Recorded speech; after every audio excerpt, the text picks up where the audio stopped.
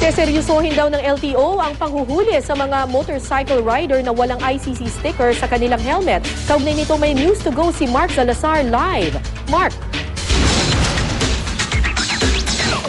Kara, ikalawang araw ngayon, simula na ipatupad yung Republic Act 10054 o yung mandatory use ng protective helmet para sa mga motorsiklo.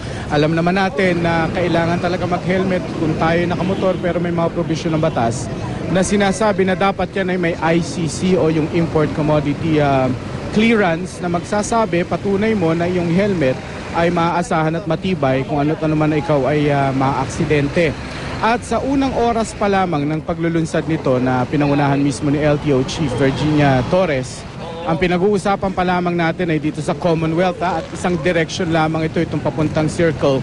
At sa unang oras lamang ng pagpapatupad ng batas, ang nahuli ng yan ay mahigit 20 na walang ICC sticker at marami sa kanila ay hindi raw aware, hindi raw nila alam na kailangan pala ng ICC sticker. Ito sa kabila ng 6 na buwang campaign period para sa RA 10054 na yan. At kabilang sa mga nahuli ay isa pang pulis at isa pang traffic enforcer ng Quezon City.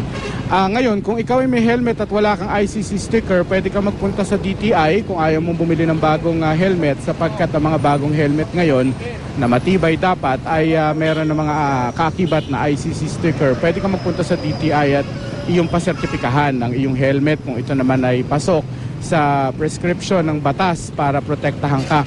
Maraming namimiloso po dyan, maraming nahuli rito na sinasabi na hindi nila alam o meron namang mga naglagay ng sticker, pero yung palang sticker na ginamit sa binili nilang Christmas light ng Pasko, yung mga ganyan ay problema rin ng LTO ang pagkalat din ng mga substandard, yung mga Class A ba na nasa merkado ng mga helmet at kakabitan ng kanilang mga sticker na nakuha sa Christmas light o binili nilang tiles, ay problema yan sa pagpapatupad ng batas, dahil kahit na merong training yung mga LTO traffic enforcers, ay yung iba namang traffic enforcer na deputized ng LTO ay aminado namang walang kasanayan para mag-distinguish ng peking ICC sticker sa hindi.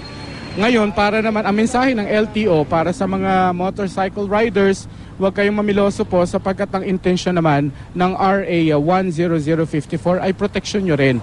Protection yung mga mananakay ng motor sa pagbiyahe ninyo ang idinidikta ng batas, kaya huwag na ninyong pilosopohin ito. Kara. Maraming salamat, Mark Salazar.